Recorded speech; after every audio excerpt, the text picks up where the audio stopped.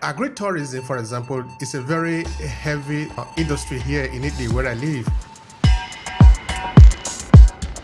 If we take you to Nigeria, we tell you how we cultivate cassava, how we harvest it, how we transform it into gari, into pounded yam, into fufu. You can be a partaker in it, in the entire process. The money that is spent on wasted things in Nigeria, for example, I don't want to just say the whole of Africa. Of course, that is true the whole of Africa, but so that it is easy for us to hold something in the hand. The money that is spent on wasted things in Nigeria, if we invest just half of it in agriculture, everything that we need will be solved.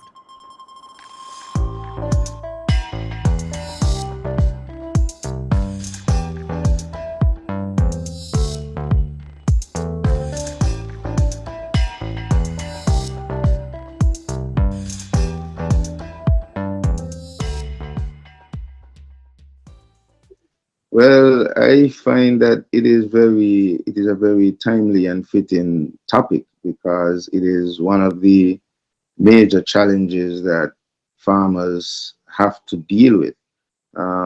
We live in a world where, in terms of farming especially, you find that there are lots of excuses, especially when it comes to mainstream funding opportunities, whether it's, especially through the banking system. There's a lot of, pushbacks where they claim agriculture is risky business. And so you find it is sometimes very much challenging to get funding for agricultural projects. And so I find that the topic is quite timely and very much needed in the space. It is very important that we focus on and zoom in on a topic like this. So for me, in looking at it, in investors, in a lot of cases, because it's a challenge for me personally, seeking finance for agribusiness based projects. And it's sometimes kind of mind boggling when you look at, see, we're talking about this in a time when we're having world war, the threat of a world war. And one of the things that's very critical during these times is food. Now, it is also important that I point out this because even in listening to the news articles, the more recent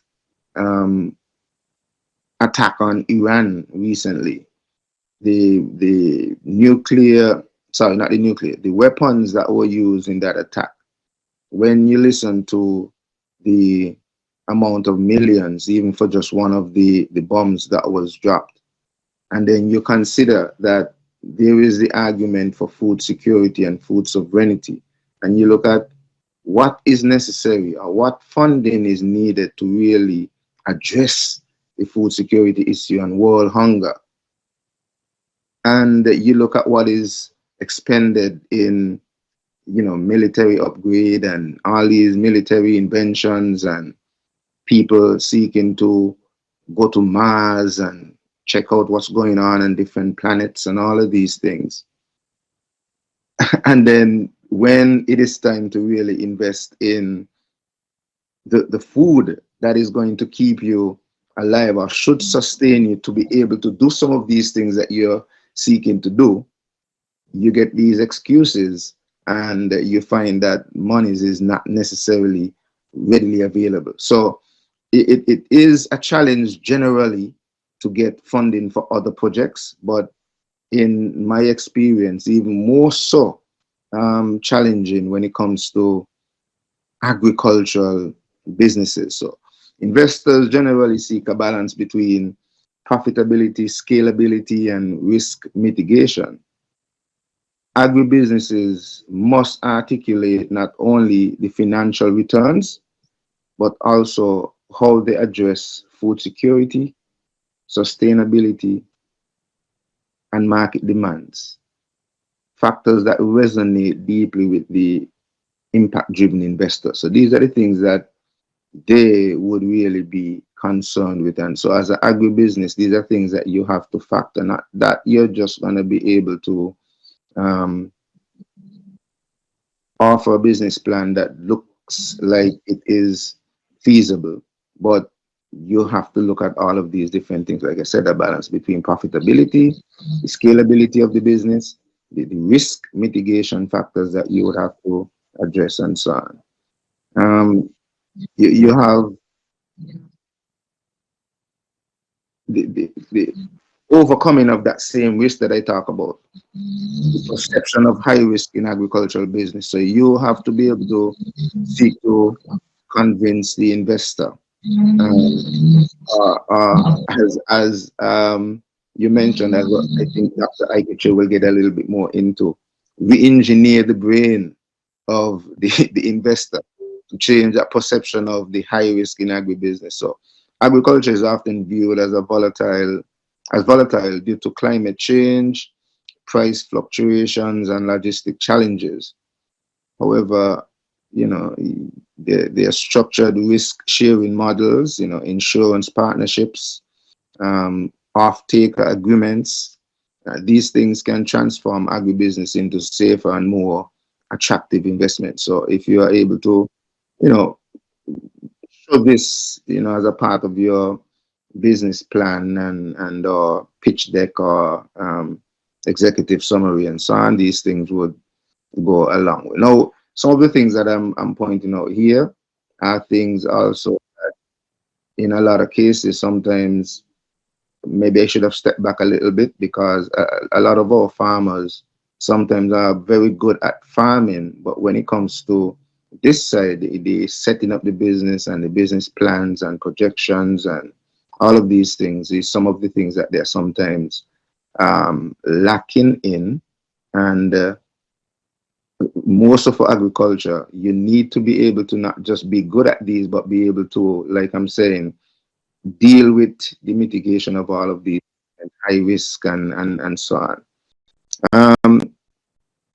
Government policies, you know, can be a catalyst or can be a constraint for investment. So, while subsidies and tax incentives exist, inconsistent policies, bureaucratic delays deter investor confidence. So sometimes you may have, possibilities of incentives and subsidies and so on, but then sometimes, when you start to begin the process of, whether it's dealing with the government officials and or the actual processes now, you find what would take maybe a day or two in a maybe well-developed country or territory may begin to start to take weeks or months and so on. And in some cases, where investments are concerned, time is money. And for an investor sometimes, want to be able to start making returns on his investment as soon as possible. So having to wait 3 months, 4 months, 5 months, 6 months sometimes while you go through these bureaucratic issues, that investor sometimes is thinking, man, I could have already made a couple of $1 million within that time frame. So you have those issues that are a part of, the challenges that we face. Now, beyond the banks, as we spoke about earlier, there is, a little hope on the horizon, because there is the rise of alternative financing in agribusiness, private equity, venture capital, impact funds are increasingly filling the gap left by traditional lenders. Now, the challenge would be, how do agribusinesses position themselves to appeal to these sophisticated investors? And so we have to be very creative and be able to explain ourselves and sell or market our project even much more precise and with all of the details and all of the pull out all of the stops and so on to really appeal to investors, seeing that this is deemed such a generally risky business. So the perception, we really have a lot to do. So Dr. Aikiche, I do look forward to your presentation as well, because these are some of the things that you would have to highlight. The competitive edge, how can agri-tech attracts investment? So this is one of the things that is trending, so to speak, and most businesses now, agribusinesses, should consider the adaptation of agri-tech, whether it's precision agriculture, the adaptation of blockchain. And I think blockchain technology, I would have said this I've been saying this for several years, should be something that is seriously considered, especially for the farmers and so on, and those who are in the business where they would have that ability to move monies, make transaction in a very quick and quick time, and direct exchanges. Having AI driven analytics, are revolutionary to the sector. Where you can get first-hand information, whether it's in terms of the weather, in terms of whatever it is that you need, whatever answers you need to solve whatever issues, mitigating pests, looking at pest problem and see how you can address them and all that. These are things that are part of the possibilities of attracting investors to tech-enabled agribusinesses. We have to also consider how we would get our traditional farmers to adapt some of these technologies. As we know, sometimes some of the, as they would say, the older heads are stuck in their ways and so on. So a lot will have to be done in terms of the youth engineering and also re-engineering the minds of some of the youth and even some of the elders. So I guess there are things that I can continue to look at, but I will pause there and let probably Dr. Aikiche come in and express on a number of other things, and then I guess I can come back and get more into some of the other issues that are part of. Thank you so much for that, yes, son. That is really important. You see, I still remember now the very first time that we talked here, that I interview you, and it's we are growing. We are growing in our relationship. We are growing in what we can do together. And this is at the center of what we do, both in A-Classes Media and also in We Diaspora, which is this international organization that we have, try to connect among ourselves and to help each other develop project and be the one that is working it out, instead of maybe hoping that somebody will eventually call us to the table. We are setting the table. We are deciding that we are important, and we are doing the work to show that. So even in this conversation too, about agribusiness, of course, I want to let all of you know that this is the last we are doing about this. They were going to come back again, adding tourism to the conversation, because it's not just about farming, but we want to make it even more profitable to our farmers, to the people that are into agribusiness, that they can actually profit from it in very many ways, including tourism. Agritourism, for example, is a very heavy industry here in Italy, where I live. So while we talk about every other thing, we also need to talk about the possibility of bringing that conversation in. Yeah, come in. You want to say something there? Yes, I think that is a very critical point, and I guess I'm happy that we are really speaking from different parts of the world, because you are in Italy. I think Dr. Aikiche is somewhere maybe in Africa, and I am in California, but I speak for the Caribbean, so to speak, right? Um, this is very important, and I'm happy that we're going to be fusing agriculture with tourism, because for many of the Caribbean territories, I think this is something that they really need to zoom in and focus on. The last project that I worked on St. Kitts and Nevis was a perfect demo model of what the Caribbean, or the model that the Caribbean should be adopting, which is the marriage between agriculture and tourism, because they go both hand in hand. They're so critical when you look at it. I try to point this out to elected officials in my territory. Now, if you are bringing in the tourist or the visitor, you're doing so. One of the major reasons why you're seeking to attract them is to attract foreign exchange, or the foreign exchange, foreign reserve, or to get that foreign revenue. If when they come, you still have to take that foreign exchange to import food to feed them, because when they do come, they're going to want food, they're going to want to be entertained, and so on. Then it's like taking the money in one hand and passing it out to the other. Now, if you have a vibrant agricultural industry and you're able to then produce and supply them with the things that they need while they're there, and even have surplus in terms of the value-added products that you create, that you could have in the gift shops and the stores and so on, then they can also even purchase some of these things and keep that foreign reserve in your economies. And so this is part of what I am seeking to propose.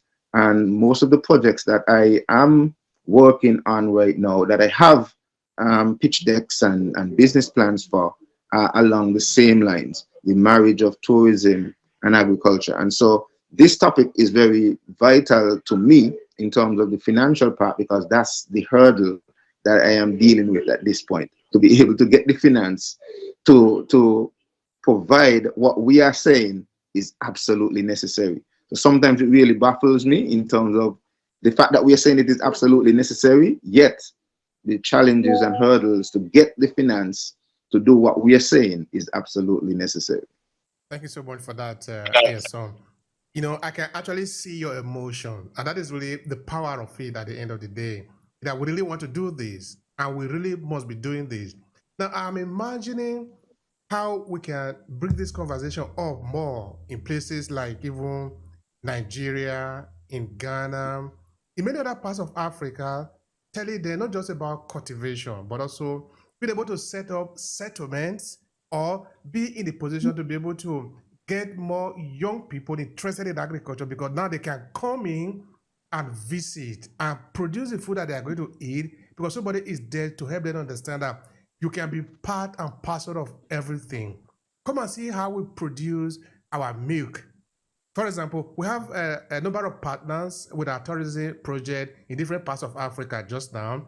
In Tanzania, we talked a lot about the Maasai culture, who maybe somebody in the US, you are listening to us now, we are telling you that it is possible for you to come and pass through our project. There are people waiting for you in Tanzania, in Nairobi, in Kenya, in Nigeria, to welcome you home. Even from the point of view of agriculture too, they will take you to their farm to see what is happening there. You see, this is also valuable for those that are in school, maybe students in school and lecturers in school, who want to not just read about African agriculture, African way of life. You can see it. There are people waiting to show you what is happening there, so that you can understand what is really happening in Africa. About the Maasai culture, for example, how do they live? You see, these are all important in this conversation that we are talking about today, about reconnecting ourselves, the over 200 million people of African descent in the diaspora. We can do this intentionally, and we can profit from it too and promote local businesses. Like you were saying, your son, we can finally get into the local community that tell them the food that we are going to use to sustain maybe the people that are coming into the community, we are producing it. Come and see how we produce it. If we take you to Nigeria, we tell you how we cultivate cassava, how we harvest it, how we transform it into gari, into pounded yam, into fufu. You can be a partaker in it, in the entire process. You don't need to read it in a book. We take you to a village or a town somewhere in Nigeria where they show you how they plant their cassava, how they plant their egusi, the melon, how they harvest it, how they transform it into the plate. And you will taste it, you will see it. This changes the story. This is, I think, is part of what Dr. Kechi has been talking about, that we need to change the orientation, the mindset. By the time we change the mindset, the way, they say that if you change the way you look at what you are looking at, what you are looking at will change.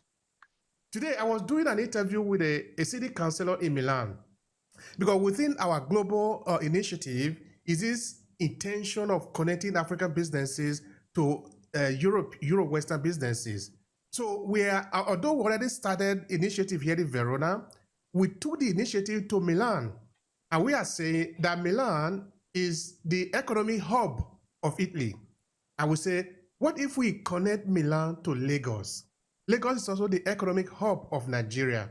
So the other day, I have the chance to be able to meet with some high officials there in Milan in a very prestigious, more than 32-story building. And we were sitting there in the 30th floor. And we have a very important conversation about what we are doing. So today, I invited one of the councillors and I interviewed him. Of course, we did this in Italy. I'm going to be interviewing the other one, and I'm going to be interviewing the other one again, and more people within the area of government. But then it can trickle down also to the business, because the intention is, how do we build up connection? Italy have nearly 100,000 Nigerians here. That is the highest of the entire Schengen country. That can be useful in how do we build this bridge between Lagos and Milan, between Nigeria and Italy, and between Africa and Europe. It is possible for us to do this, and it's full of opportunity. There is nothing that we cannot do by the time we are intentional about it. Anyway, what I wanted to say by mentioning this guy, his name is Francesco, is that many politicians here, unfortunately, they want to talk about the problem. I understand that there are problems, there are challenges. There might be a Nigerian that you arrested on the street because it involved in some criminality and all of that. But that is a Nigeria. But I'm talking of Nigeria, which are nearly 100,000 people. It is impossible that 100 people of Nigeria are committing crime in Italy. But instead, what they are doing is that they are taking that small incident and amplifying it so high to the point that everybody come to think that maybe every Nigerian in Italy is a criminal. That is the problem. But I'm saying, why don't we look at the solution, the opportunity that a business owner in Milan can say, okay, well, I am producing this particular product. I want to enter into Nigeria, but I don't know how to enter into Nigeria. I'm not a Nigerian. But you see, in Milan, where you are, there are a lot of Nigerians. All you just need to do is to make friends with this Nigerian and get to Nigeria through this Nigerian. You see, it is easier for a Nigerian to connect you to a business in Nigeria than you doing it yourself. Just like it's the same everywhere. If you want to go to Germany and want to set up a business initiative with Germans, it will be far difficult for you, whether you are from the US or you are from Japan, doing it yourself than maybe just collaborating with a German in Dusseldorf or in Munich or in Berlin, who will help you to get you into the system. Because every country have a web of connection that block out everybody. But when you are inside, you know how to move around. That is why we need collaboration, so that they help you to get inside. You show the benefit that you can bring to this country. There is no way they cannot want to work with you. Even that is not very easy, but if we take the time to look at it, we will be able to crack the code and we'll be able to work. It benefits Italy more talking about this possibility than talking about all the problem of immigration. as if immigrants were bringing trouble to Italy.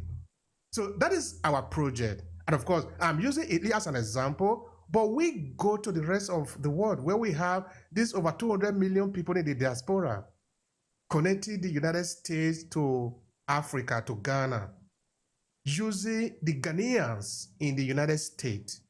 They are the two that tell the government of the United States what we want in Ghana. Because it is only the Ghanaian people that know what they want. It is not Washington do not know what Ghana need or what Ghana want. The same is true for France. For the Africans in France, they are better connected to the Africans at home. The connection as to what the African want comes from the African. Any other thing other than that is just a gimmick. So that is the project. All right. We are on the tourism. Sorry, we are going to be talking about tourism with this project later on, maybe in the other edition beginning from next week. But right now, we're still talking about agriculture. We're talking about financing, funding. How do we get funding into what we are doing? And we're talking about different strategy. I want to bring in Dr. Ikechi. Dr. Ikechi, brother, please welcome and share with us what is your take on this conversation.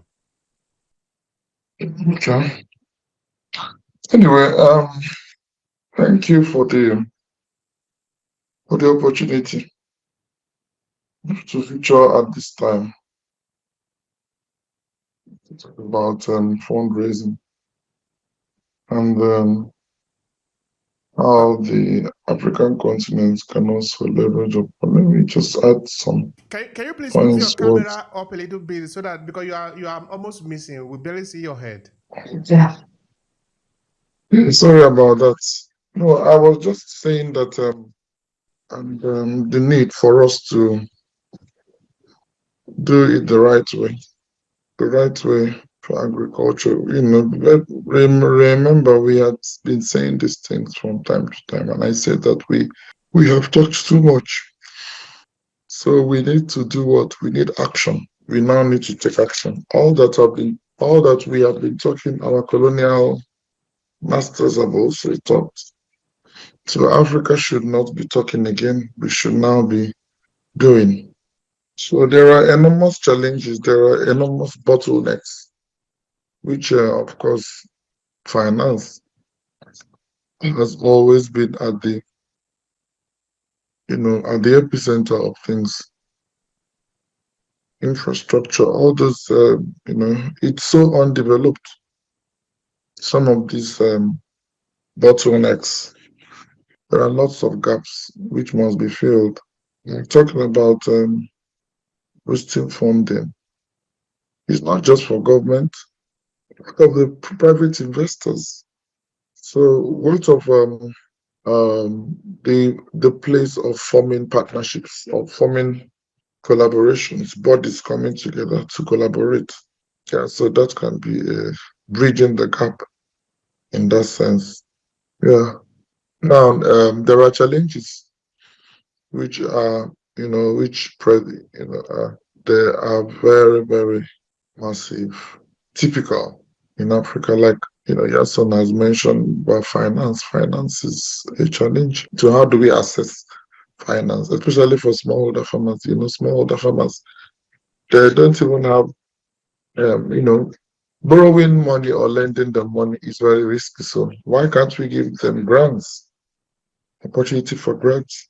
Yeah, so these are issues that have really, really affected investment in that side. What about local funding sources? It's also very important.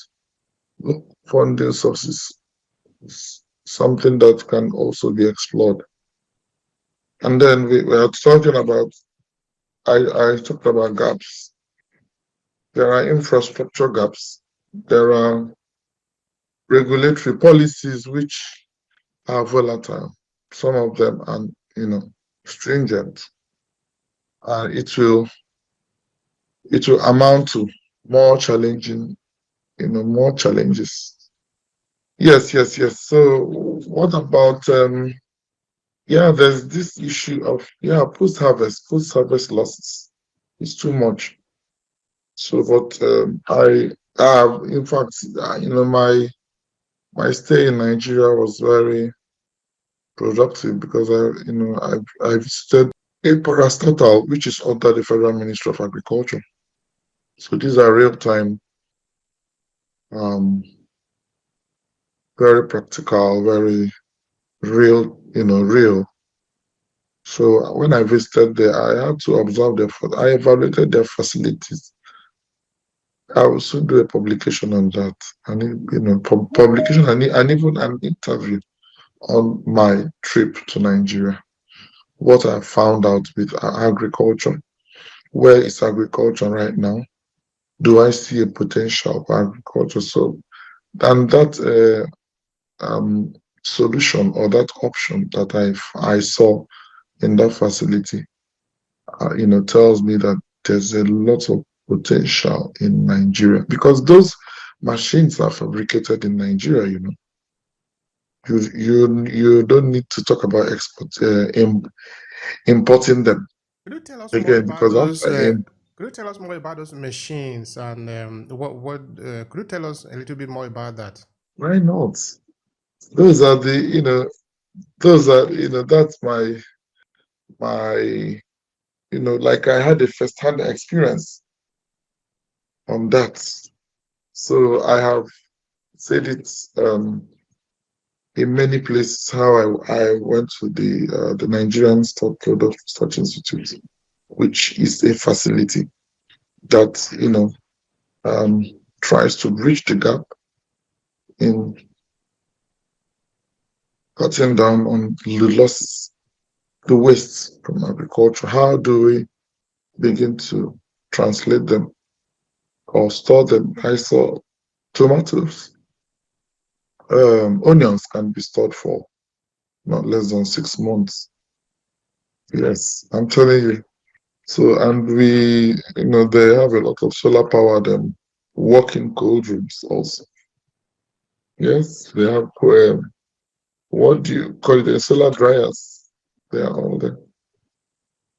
Yeah, so they have, As I listen to Dr. Aikiche, right, I am here thinking that especially where these machinery is concerned and the solar operation and so on, it ties a lot into where I think we should be directed in terms of value added, because I think these machineries are going to be putting us in a position where we are not just, it will make work easier in the sense of maybe even harvesting and so on. But I did remember hearing him speak to post harvest, and post harvest is now what happens after harvesting. And if these machineries are along that line, I am thinking that this is where in terms of the finances concerned, this is where we need to be bridging the gap between the Africans in Africa, even in Nigeria, and then seeking to now expand the business to the Caribbean, because some of these machineries that he's speaking of would be very much needed in also developing the Caribbean agro industry, which right now, similar to Africa, is very much dependent on a lot of imports, especially where the value added products is concerned. So we do have seemingly similar challenges, and there are similar solutions to be had. Now, one of the things that I think the Caribbean presents is the Caribbean presents the opportunity to develop some of these projects on a smaller scale in a demo fashion, which is one of the challenges that is discussed that they discussed earlier, in terms of sometimes being able to convince the investor in terms of what is it that you're offering. Now, for us to speak it and share it, especially if you're in the agricultural field, a lot of it might resonate with you. But for those who are not, and in a lot of cases, a lot of the investors are not necessarily agriculturally inclined and would be able to see abstractly what we are seeking to demonstrate. So the best way sometimes is to be able to have like a demo model. So we're talking about bridging the gap with tourism and agriculture. If you could have a, let's say, a demo project with a boutique style hotel in the Caribbean where you could put that together and have them come and visit and see it at work and be able to go out on the farm and see some of these equipment that Dr. Ikeche is talking about in operation, because now you're now creating the value added products from the things that are going on the farm. And then after the tour, they're able to come in and have breakfast or lunch. And the lunch is based on the food that they just saw on the farm and the processing, whether it's making the pasta or making the salad dressing or whatever it is, that you're able now to show that this is where it comes from and this is how we can connect it. So this is an opportunity for us to not just talk about it, but also to be able to demonstrate it by bridging the gap with Nigeria now, seeking to develop some relations with the agro industry in the Caribbean and seek to get some of these inventions and some of these machineries out to some of these territories. So, but it comes down to finance, as we're talking about. So that's just. Thank you so much for that. That is so true. That is so true. You see, I like where the line is going just now, which is that we need to be moving towards the action. And in terms of the action, if I were already taking the action, probably we need more of that. For example, in A-Classes Media, we already started to develop these packages that will get somebody to take action. What does that mean? It means now that in collaboration with the tourism businesses across Africa, and also, why not in the Caribbean, we are developing these packages that take people from wherever they are to come to the ground. Whether you want to go to Accra in Ghana, or you want to go to Nairobi, or you want to go to Tanzania, or you want to go to Nigeria, or Sekisa Neves, or in any, it can even be that you want to come and learn about how other people are operating in the agricultural field, like in Italy, for example. You know, Italy have a WHO, sorry, have the FAO here. In that we are interested in this exchange program, even for academic study, so that people can come and see and learn and understand how people are operating in it. But even from the point of view of business, if you are already in this area, we need to move into the action of making it possible for you to even get more out of what you are doing. It makes more sense that we are moving towards that. Maybe later, by the time Dr. Ikeche returns, he will respond to the question on how do we apply this brain reengineering program in this aspect. We are coming to that. Because it's not really that we are lacking what we need. We just sometimes lack the application, the orientation. That is sometimes what is actually missing. It's not that we lack the ability to be able to do it. We don't also lack the money. I want to repeat that. We don't lack the money. Because the money that is spent on wasted things, in Nigeria, for example, I don't want to just say the whole of Africa. Of course, that is true in the whole of Africa, but so that it is easy for us to hold something in the hand. The money that is spent on wasted things in Nigeria, if we invest just half of it in agriculture, everything that we need will be solved. Of course, these are political arguments that sometimes maybe that is not what we want to be talking about today, even though we really do go political here. But I am saying that what we need might be what Dr. Ikeche is actually pioneering, which is the reorientation, the changing of the mindset, the changing the way we look at the issue so that the issue will change. You change the way you are looking at the picture will change. Because it doesn't depend on the picture, it depends on you. All right. So, Mr. Azur, how do I don't know if I even pronounce it correctly. You came a little bit late, but yes, you know why we are here. What is your take on the conversation? You are joining us from Ghana, is that correct? So this is the facility, and I went to the headquarters because this, like I said, this is myself and the second in command, and we went around the facility. I have a lot of pictures lots of pictures, which gives me that credence that my trip was very, very, very productive. So I think I showed us. Seeing it disappear now. By the way, if you could explain to us what is happening there. Yeah, so this is the facility which, or rather the machine that is a cooling system, and onions. You know what onions is now? Onions can be preserved. Can you see how it looks? So you see, onions can be preserved for a long time, for not less than 6 months. So we don't need to go to Germany to get it. You can see me in my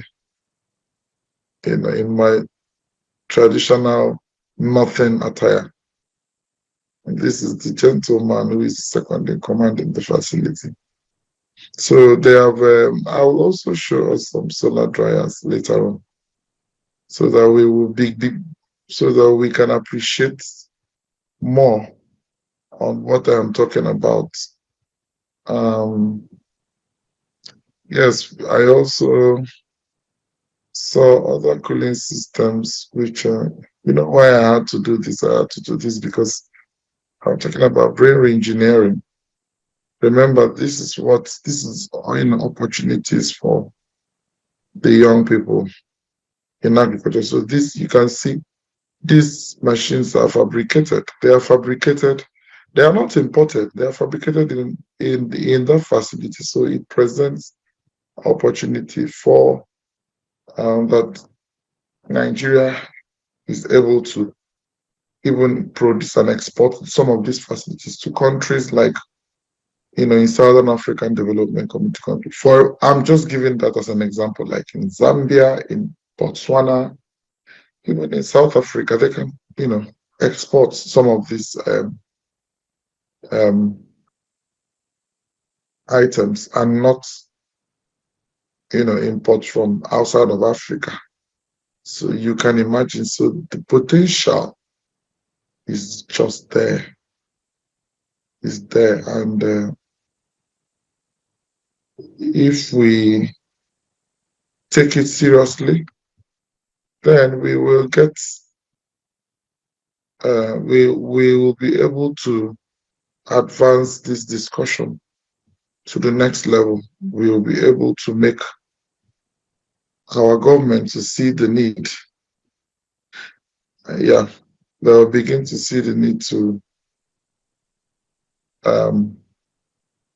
have this equipment. And one thing is that we can also bring in this equipment in different regions of Nigeria. Is quite big.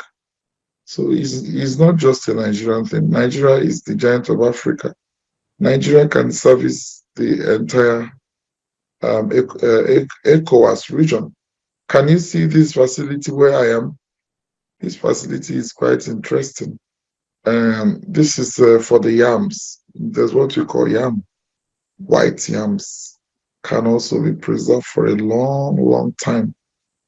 So I can take you through. Can you see the yams? This looks like a barn. Absolutely. Yeah. Yeah, so what it does is that it provides the right atmosphere and works with, convection. These are agricultural engineers. They are food engineers. So we are utilizing our resources, and this is entrepreneurship as well. And remember that the brain engineering idea, technology is very vital in the brain engineering idea. So this is just an aspect of the facility where I went. So I will be very happy to talk about more and how I can leverage on this idea. Yeah, let me also show you as I conclude, because of time. So now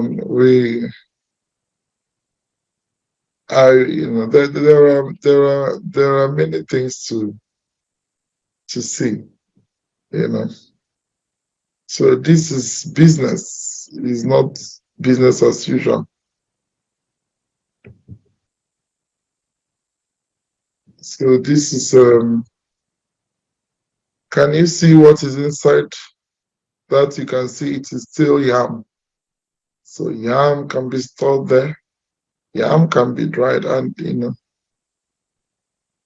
so you don't need to experience that decay. So now the question is, how do we make these facilities available in every region?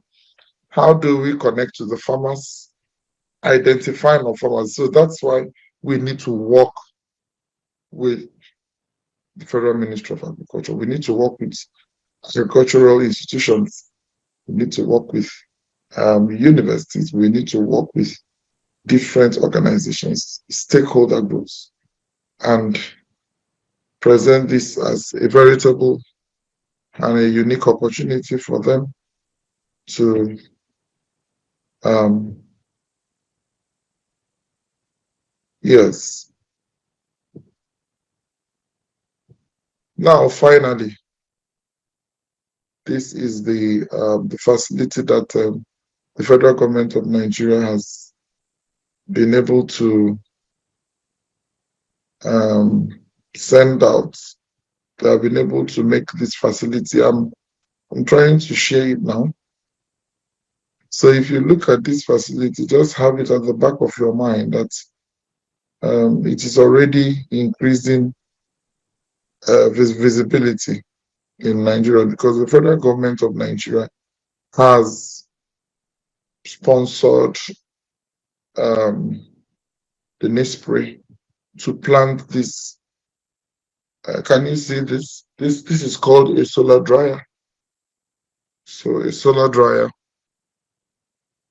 These are solar dryers. So it dries commodities after harvest, those crops, so that it will be able to um, increase the storability, value addition, like he rightly pointed out. And so if that door is open, you could even see some cassava. Some cassava, cassava is highly perishable after harvest. The level of spoilage in cassava is something else. So this facility has been planted in different regions of Nigeria already. And we have them in educational institutions as well, planted for closer monitoring and evaluation. Yeah, so let me stop there. But this is all about after agriculture. It helps to mitigate waste. It helps to minimize losses, waste, and at some point we can also channel some waste. I also saw a facility in the Alikma University, which is the agriculture university at Ibadan campus in Kwara State. I traveled quite a long distance to go and witness and see it myself how waste from agriculture can be transformed to clean and renewable energy. Thank you. Thank you so much for that, Dr. Kishi. Those are important conversations. I know that, yeah, we're going to have time to be able to explore uh, those information that you were sharing as part of what you already discussed that we're going to be having as episode so that you can have time to go more in detail. Because for time's sake here, we might not be able to go more in detail. So, but we're going to have time for that because these are important information to show that things are really going on. People are taking initiative. And for the fact that this facility that make available for students that are studying at the to learn about agriculture is also a good thing, which means now that they can take it to the next level by the time they understand the concept, they understand also the possibility of able to do things, then they can use their own initiative and even enter into the idea of entrepreneurship. In that somebody can now think of it that, okay, let me set up a company that preserve cassava. I don't need to cultivate cassava. I just set up a company to preserve it for farmers.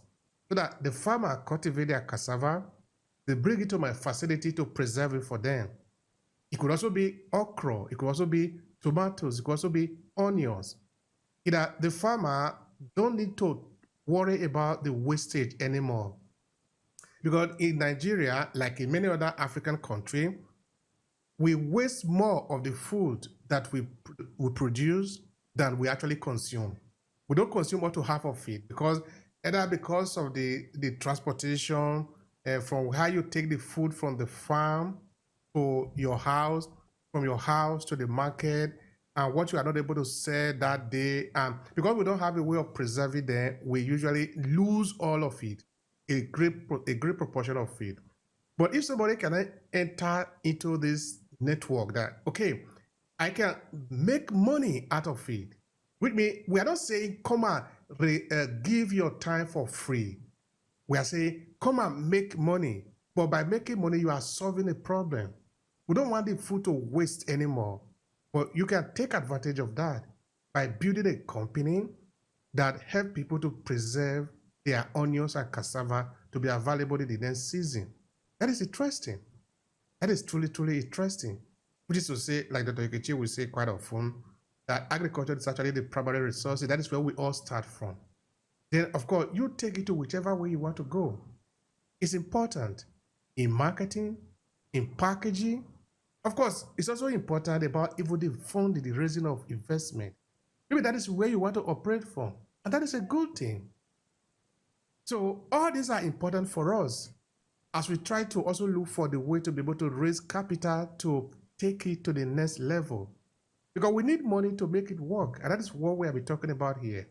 But if somebody can understand now that we are talking of investment that have a good return on afford a good return on investment, now you can approach a bank will give you money, build up this facility that you can use to be able to find a solution to the society. That is purely a business. You can do it. Many people can do it. So I really want to take the time to thank both of you for this sharing here, reminding us that it is possible to intervene, to participate in agriculture. And like we have told all of you listening to us, by the next conversation, we are taking it up a notch. Is that we're going to be adding tourism to it. So of course, we are still the same people. We're still going to be here. We probably are going to add more people to join the conversation because we're going to be talking about tourism, talking about the trip, the travel, and all the benefit to agriculture and how you can even take it to the next level. So we're looking forward to see all of you joining us. So now, of course, I believe that each of you will have your final saying here to conclude the conversation. So let's start with Yason. Yason, what is your final thought here to conclude this conversation?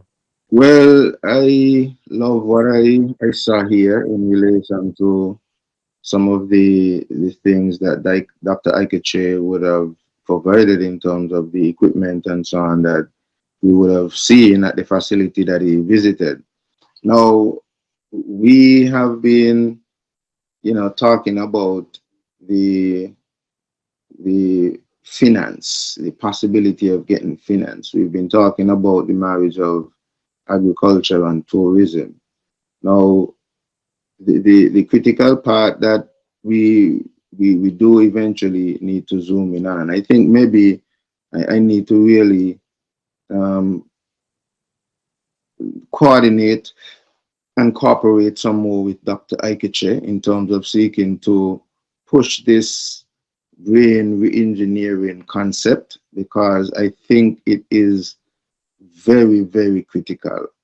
It is something that is very, very critical, because in even listening to our discussion, I think a lot of people still see agriculture abstract from a lot of the things that are involved in other industries and not necessarily see how they do tie into agriculture. So, like, for example, as you were talking about minimizing wastage and so on, and also when you spoke of persons seeing, the possibilities of a business and seek to invest in that. One of the things that I am hopeful that we could have in the not too distant future is to have the farmers themselves beginning to see what they're doing from that perspective and start to really begin with the end in mind. So, for example, you're growing bananas, but don't just think about the banana that you're going to harvest and maybe just sell the right bananas, and then if you don't get some sold, then you have spoilage and all that. How about think about some of the value added products that you can get from the banana while you're growing, and even after the banana is gone. Like, for example, I was looking at an article in India where they are using the banana trunk to create fibers that they are making textile products from. So here is it, you're growing bananas, and as a farmer now you can begin to think, okay, well, I can make plantain chips, I can make other banana based products, and I can also even use the waste from my bananas, the plants, to create other value added products. And so we need to really begin to think along that line. And also with that, even with those thinking, still presents the challenge that we are dealing with here, which is investor expectations in agribusiness, dealing with the investor side of it. So in wrapping up, I will wrap up the way I started. Investors prioritize three main things: profitability, scalability, and risk mitigation. To attract funding, your agribusiness must clearly demonstrate these through financial projections, market size analysis, and adaptive strategies for challenges like climate volatility. So you have to, factor all of these, and that's one of the reasons why it is even so challenging, even much more challenging for farmers to get funding. And that leads us to the second point, that agriculture is often seen as risky due to unpredictable factors like the weather and price swings. Solution: mitigate risk through diversification, insurance products, or contract farming.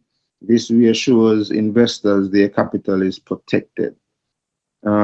Also, one of the things farmers, in these times need to consider, and this kind of follows on the issue that we just pointed out in terms of the funding challenge, is to not limit yourself to traditional loans. Don't just think about, getting loans from the banks and so on.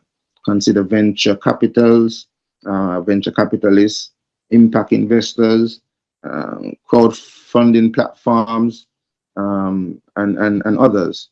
And also, like Dr. Aikiche hinted, seek to look for opportunities for grants, because sometimes, because of the perceived high risks, sometimes it's a challenge to get funding. So if you get access to grants, that is critical. Another area that farmers should consider is agri-tech. Looking at, adding agri-tech to your venture, because at this point, a lot of investors are, flocking to innovation. They're looking at, precision farming, AI-driven yield analysis, blockchain technologies, and, all of these little things can help your agribusiness to stand out. And even small tech integrations could boost credibility. So if you're, for example, going to add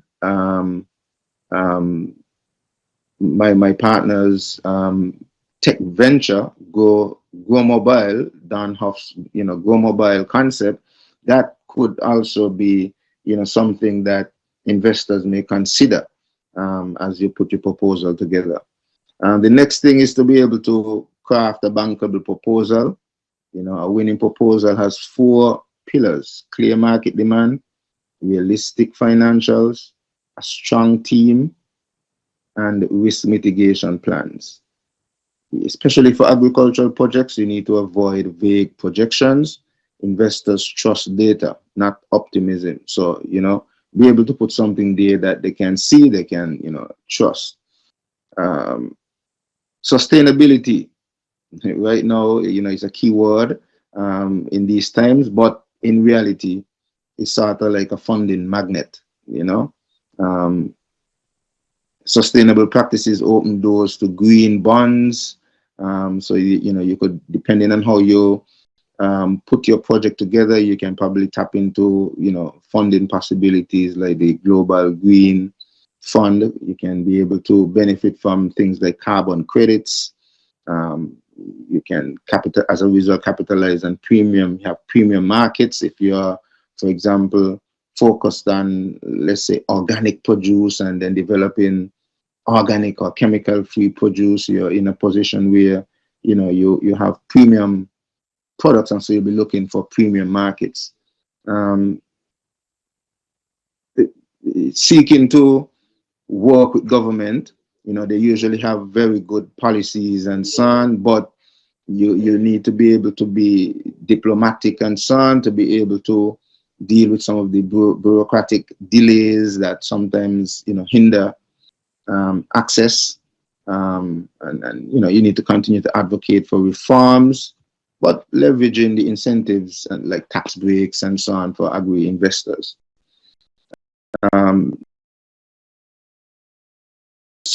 Success stories, lessons from funded agribusinesses. So if you have an opportunity to work with or collaborate with or have interviews with or visit and talk to businesses that secured funding in the past, look at common traits, some of the things that they did, if they had strong leadership, how were they able to adapt, and look at their proof of concept even at a small scale, if possible.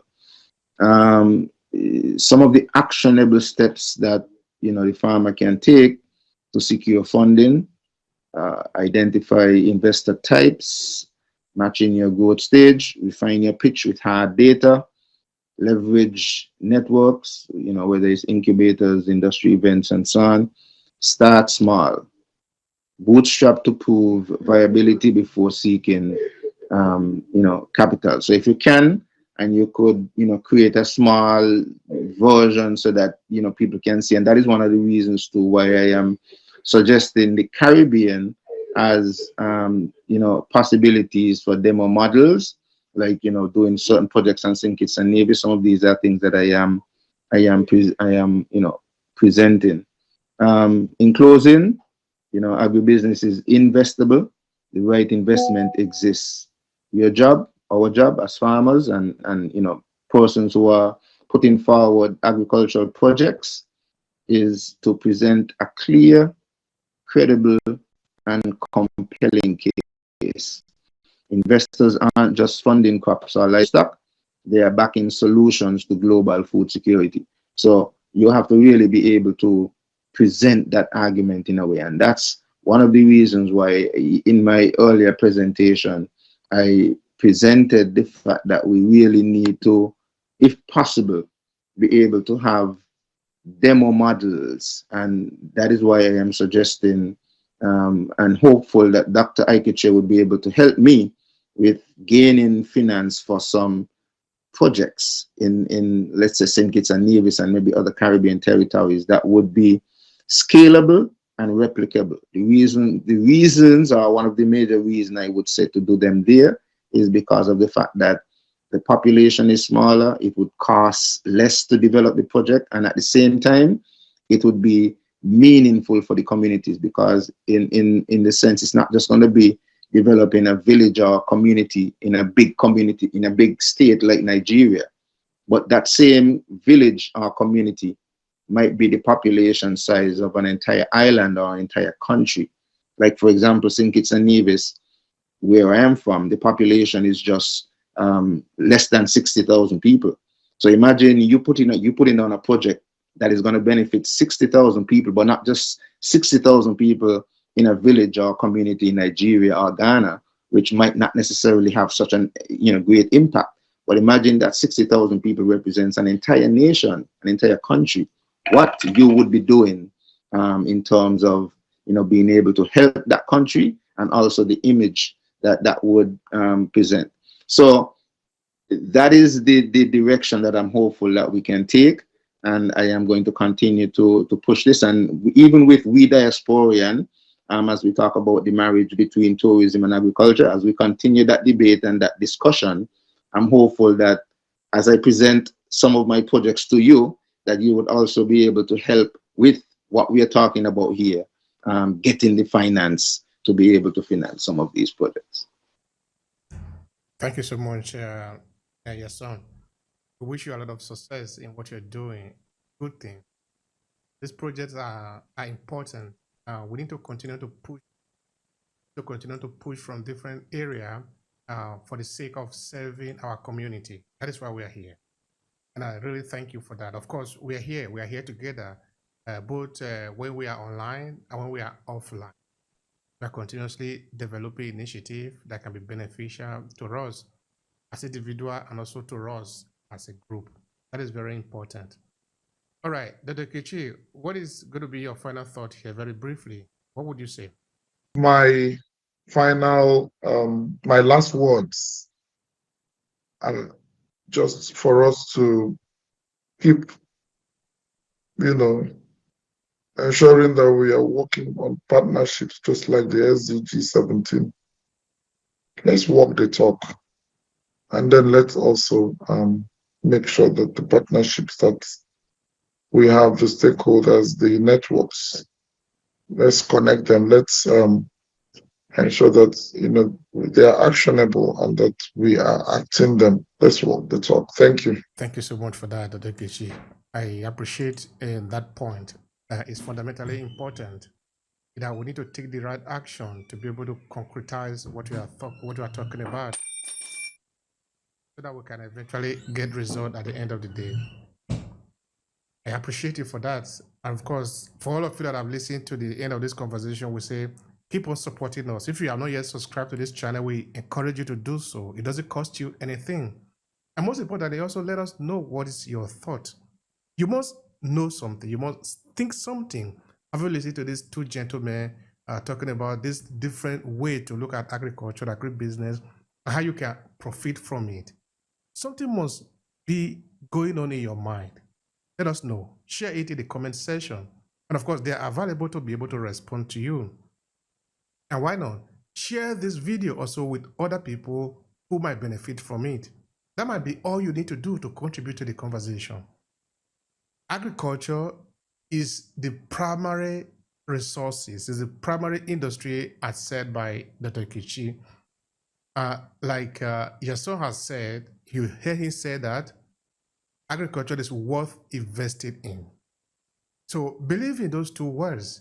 These people are not prophet, but prophet do not say it usually better than this. So believe in it. It is possible for us. Thank you so much. And please come around next time when we'll be adding tourism to the conversation. We are looking forward to seeing you.